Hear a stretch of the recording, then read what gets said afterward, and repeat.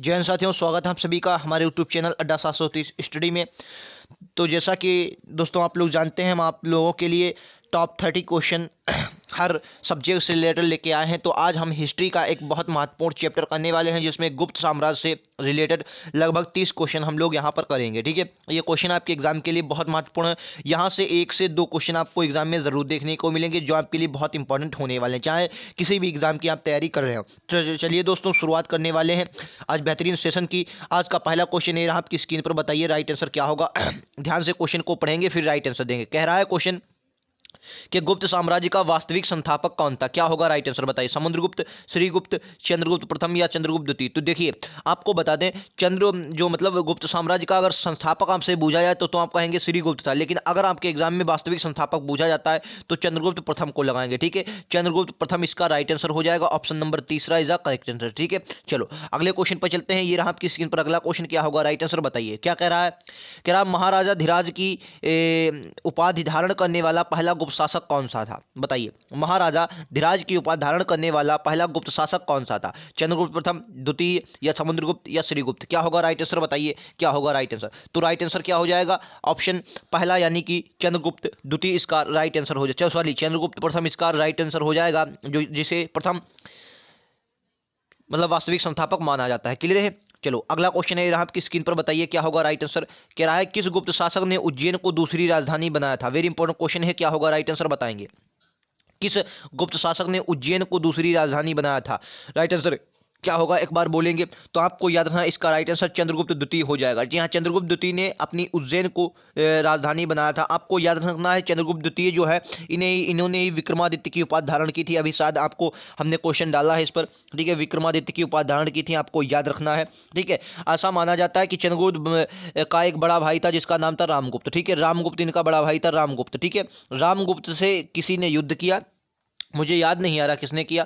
फिर उन्होंने क्या किया, रामगुप्त वो युद्ध हार गए, उसमें इन्होंने अपनी पत्नी को उनको सौंप दिया। और फिर क्या हुआ, चंद्रगुप्त द्वितीय गए, उनसे इनकी पत्नी छीन लिया, उनसे फिर विवाह भी इन्होंने कर लिया था। ठीक है, और उसी वक्त इन्होंने जब पूरे क्षेत्र को जीत लेने के बाद विक्रमादित्य की उपाधि धारण की थी। क्लियर है। चलो अगला क्वेश्चन है रहा आपकी स्क्रीन पर बताइए। क्या होगा राइट आंसर। क्या निम्नलिखित शासकों में से कौन विशेषज्ञ संगीतकार भी थे। समुद्रगुप्त, विष्णुगुप्त, श्रीगुप्त, चंद्रगुप्त प्रथम। क्या होगा राइट आंसर। देखिए, इसका राइट आंसर क्या हो जाएगा, आपको याद रखना है। देखिए, समुद्रगुप्त जो था, ये बहुत इंपॉर्टेंट शासक आपके लिए हो जाता है गुप्त काल में, क्योंकि इसे क्या कहा जाता है, भारत का नेपोलियन कहा जाता है। किसने, एडम स्मिथ ने कहा है। ठीक है, तो आपको याद रखना है, भारत का नेपोलियन इसे कहा जाता है, नेपोलियन कहा जाता है। आपको याद रखना, भारत का नेपोलियन कहा जाता है समुद्रगुप्त को। और इसे अपने सिक्कों पर, कहाँ पर, सिक्कों पर वीणा बजाते हुए दिखाया गया। क्या दिखाया गया, सिक्कों पर वीणा बजाते हुए दिखाया गया है। इससे पता चल जाता है कि ये विशेषज्ञ संगीतकार भी रहा होगा। क्लियर है। चलो अगला क्वेश्चन है रहा आपकी स्क्रीन पर बताइए। क्या होगा, कह रहा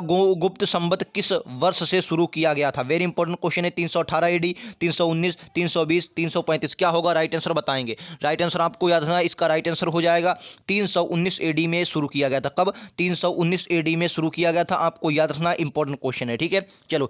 और हाँ, वीडियो अगर पसंद आए तो वीडियो को लाइक कर दें, शेयर कर दें। अगर आप चैनल पर नए हैं तो चैनल को सब्सक्राइब करना ना भूलें। वीडियो पसंद आए तो लाइक शेयर सब्सक्राइब जरूर करें। ठीक है, चलो अगले क्वेश्चन पर चलते हैं। ये रहा आपकी स्क्रीन पर अगला क्वेश्चन। क्या होगा राइट आंसर बताएंगे। क्या कह रहा, गुप्त काल में के दौरान चांदी के सिक्के को क्या कहा जाता था। 10 बार क्वेश्चन की, हाँ जी हाँ, 10 बार आपके एग्जाम में क्वेश्चन पूछा गया।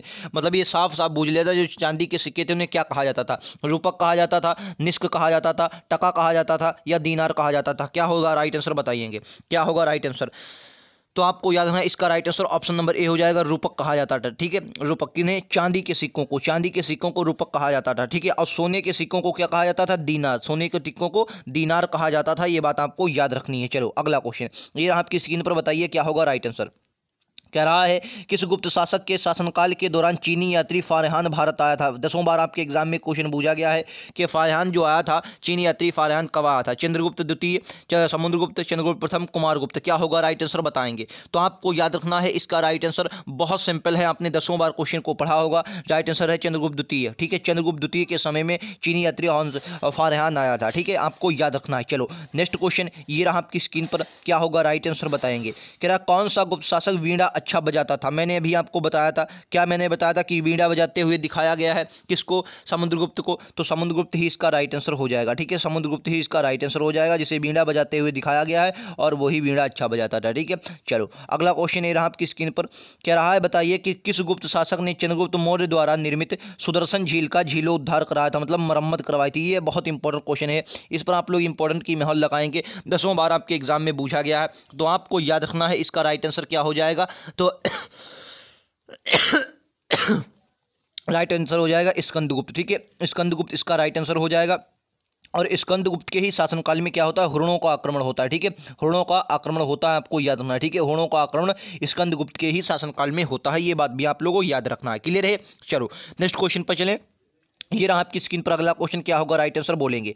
क्या रहा है, कालिदास की इन पुस्तकों में से कौन सी विश्व की प्रसिद्ध साहित्य रचनाओं में से एक है। 10वां बार आपके एग्जाम में ये भी क्वेश्चन पूछा गया है, बताइए। विश्व मतलब विश्व की प्रसिद्ध साहित्य रचनाओं में से एक है।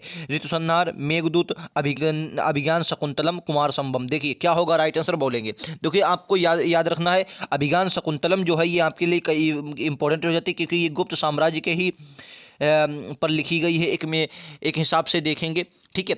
चलिए ये प्रेम कथा है, क्या है, ये प्रेम कथा है, आपको याद रखना है, प्रेम कथा है। चलो अगला क्वेश्चन ये रहा आपकी स्क्रीन पर, बोलेंगे क्या होगा राइट आंसर। क्या रहा, चंद्रगुप्त द्वितीय के काल में शिक्षा कला व साहित्य की महान केंद्र कौन सा था। बहुत ये इंपॉर्टेंट क्वेश्चन है। तक्षशिला, वाराणसी, उज्जैन या विदिशा। क्या होगा राइट आंसर बोलेंगे, क्या होगा राइट आंसर बोलेंगे, क्या होगा राइट आंसर, बताइए क्या होगा राइट आंसर। तो आपको याद रखना है इसका राइट आंसर हो जाए उज्जैन। उज्जैन जो था ये बहुत इंपॉर्टेंट हो जाता है कब, चंद्रगुप्त द्वितीय के शासनकाल में ये शिक्षा कला और साहित्य की एक बहुत महान केंद्र बन गया था। क्लियर है। चलो ये रहा आपकी स्क्रीन पर अगला क्वेश्चन, क्या होगा राइट आंसर। क्या गुप्त साम्राज्य का राजकीय चिन्ह क्या था। 10वां बार आपके एग्जाम में क्वेश्चन पूछा गया है, गुप्त साम्राज्य का राजकीय चिन्ह क्या था। लक्ष्मी, उल्लू, शेषनाग, गरुड़। क्या होगा राइट आंसर। तो आपको याद रखना इसका राइट आंसर ऑप्शन नंबर 4 हो जाएगा, यानी कि गरुड़ इसका राइट आंसर है, ठीक है, गरुड़ इसका राइट आंसर है। जो भी क्वेश्चन में अगर आपको डाउट हो तो आप कमेंट बॉक्स में हमें जरूर बताएं, मैं उसका आपको जवाब जरूर दूंगा, ठीक है। लिंक आपको नीचे डिस्क्रिप्शन में दे दिया गया है, जहां से आपको टॉप 30 क्वेश्चनों की श्रृंखला हमें जरूर आपको देखने को मिलेगी, जिसमें आपको पॉलिटी के क्वेश्चन, हिस्ट्री के क्वेश्चन, ज्योग्राफी के क्वेश्चन और स्टैटिक जीके के भी क्वेश्चन आपको देखने को मिलेंगे, तो उसको आप जरूर देखें, बहुत इंपॉर्टेंट सेशन है उसमें भी, ठीक है। चलो अपनी तैयारी आप जरूर उससे जान सकते हैं। और हाँ, ये इस पूरे वीडियो को देखने के बाद अपना स्कोर हमें कमेंट बॉक्स में ज़रूर बताएं, आपका स्कोर कितना रहा, ठीक है, स्कोर कितना रहा, ठीक है। चलो बताएंगे इसका राइट आंसर क्या होगा। कुछ नहीं, क्वेश्चन कह रहा है कि गुप्त काल की आधिकारिक भाषा क्या थी। पाली थी, संस्कृत, हिंदी, प्राकृत। क्या होगा राइट आंसर बोलेंगे, क्या होगा राइट आंसर बोलेंगे एक बार, क्या होगा। तो आपको याद ना, इसकी जो भाषा थी वो क्या थी, संस्कृत थी। ऑप्शन नंबर 2 इसका करेक्ट आंसर हो जाएगा। कौन सी भाषा थी, संस्कृत थी, याद रखेंगे, ठीक है, संस्कृत भाषा थी। चलो नेक्स्ट क्वेश्चन ये रहा आपकी स्क्रीन पर, क्या होगा बोलेंगे। हर्ष का परिचालनात्मक राजधानी क्या थी। हर्ष की परिचालनात्मक, देखिए हर्ष भी कहीं ना कहीं गुप्त काल से ही जुड़े, क्योंकि गुप्त के बाद क्या था, गुप्तोत्तर आता है और उसी से हर्ष भी जुड़े हुए हैं, ठीक है। तो प्रयाग थी, कन्नौज थी, थानेश्वर थी, मथुरा। क्या होगा, परिचयात्मक पूछा गया है आपके एग्जाम में, तो बोलेंगे तो इसका राइट आंसर हो जाएगा थानेश्वर। क्या होगा, थानेश्वर इसका राइट आंसर होगा।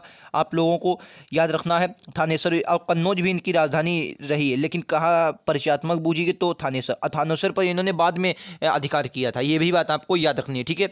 चलिए नेक्स्ट क्वेश्चन ये रहा आपकी स्क्रीन पर, बताइए क्या होगा राइट आंसर। कह रहा है कि निम्नलिखित में से प्रथम भारतीय शासक कौन था जिसने अरब सागर में भारतीय नौसेना की सर्वोच्चता स्थापित की थी। बहुत इंपॉर्टेंट क्वेश्चन है, 10वां बार आपके एग्जाम में क्वेश्चन पूछा गया है, ये बताइए क्या होगा राइट आंसर, कौन सा था। तो आपको याद रखना इसका राइट आंसर क्या हो जाएगा, आपको याद रखना इसका राइट आंसर राजेंद्र प्रथम हो जाएगा। राजेंद्र प्रथम जो था ये आपके लिए बहुत इंपॉर्टेंट हो जाता है, इसको आपको जरूर पढ़ें, विस्तार से इनको पढ़ें, क्योंकि ये राजेंद्र प्रथम बहुत इंपॉर्टेंट आपके लिए हो जाते हैं। क्या किया था इन्होंने, अरब सागर में, कहाँ सर, अरब सागर में इन्होंने भारतीय नौसेना की सर्वोच्चता को स्थापित किया था। क्लियर है। चलो अगला क्वेश्चन ये रहा आपकी स्क्रीन पर, क्या होगा राइट आंसर बोलेंगे। क्या रहा, बताइए कि तमिल के शिल्पाधिकारम और मणिक मेखले नामक ग्रंथ किससे संबंधित हैं। अच्छा क्वेश्चन है, बताइए तमिल भाषा के शिल्पाधिकारम और मणिक मेखले नामक ग्रंथ किससे संबंधित हैं।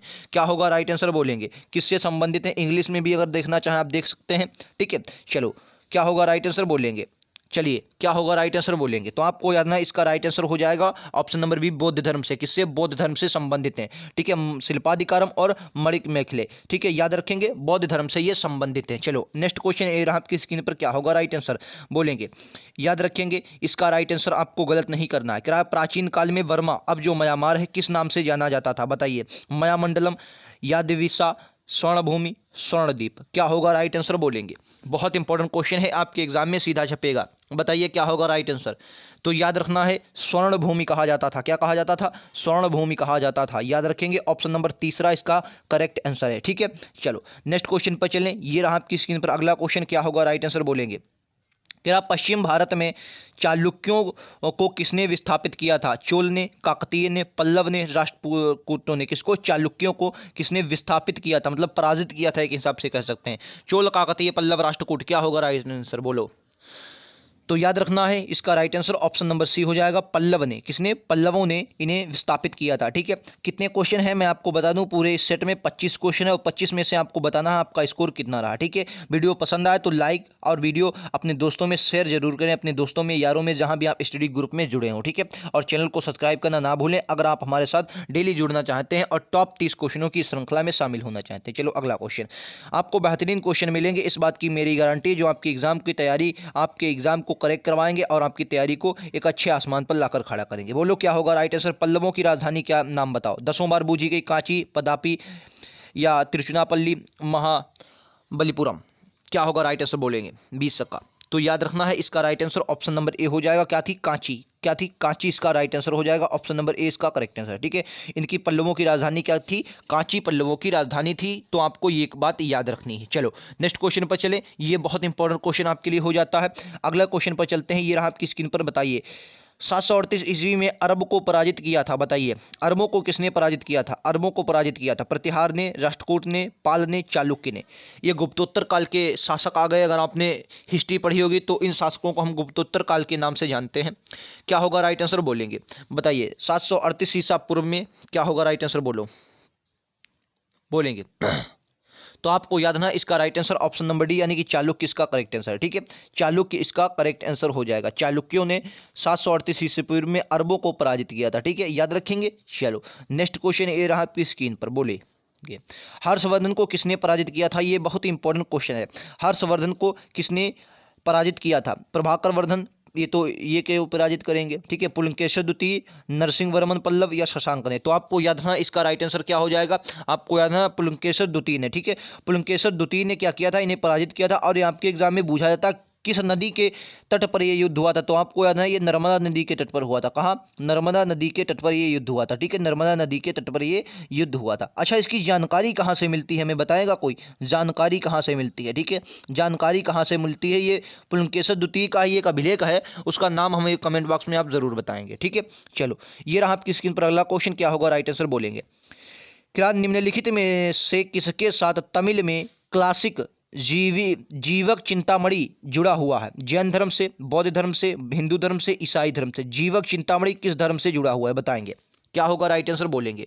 तो आपको याद रखना इसका राइट आंसर क्या हो जाएगा, कहेंगे राइट आंसर सर हो जाएगा ऑप्शन नंबर ए, जैन धर्म इसका करेक्ट आंसर। क्या है सर? जैन धर्म इसका करेक्ट आंसर हो जाएगा, जैन धर्म, ठीक है, आपको याद रखना जैन धर्म इसका करेक्ट आंसर हो जाएगा। चलो ये रहा आपकी स्क्रीन पर अगला क्वेश्चन, क्या होगा। होयसलों की राजधानी क्या थी? बहुत अच्छा क्वेश्चन है, बताएंगे होयसलों की राजधानी क्या थी? होयसलों की राजधानी क्या थी? वारंगल, देवगिरी, द्वार समुद्र, कृष्णगिरी, क्या होगा राइट आंसर बोलेंगे। होयसलों की राजधानी क्या थी बताएंगे, होयसलों की राजधानी क्या थी?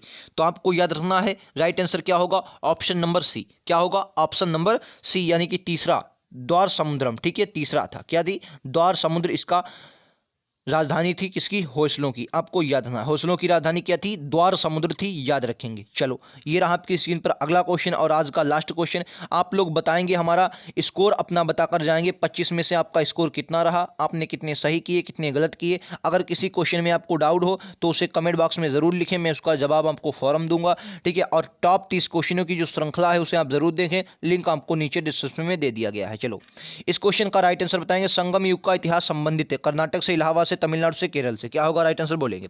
राइट आंसर क्या हो जाएगा, जाहिर सी बात है आपने जब संगम काल सुना होगा, संगम युग, तो यहाँ पर किस वाले क्षेत्र में, इस वाले रीजन में आपको ये लोग देखने को मिलेंगे, जो कहाँ पर, तमिलनाडु का क्षेत्र आपको देखने को मिलेगा। ठीक है, ऑप्शन नंबर सी इसका करेक्ट आंसर हो जाएगा। तो ये थे आज के 25 क्वेश्चन। वीडियो कैसा लगा हमें जरूर बताएं।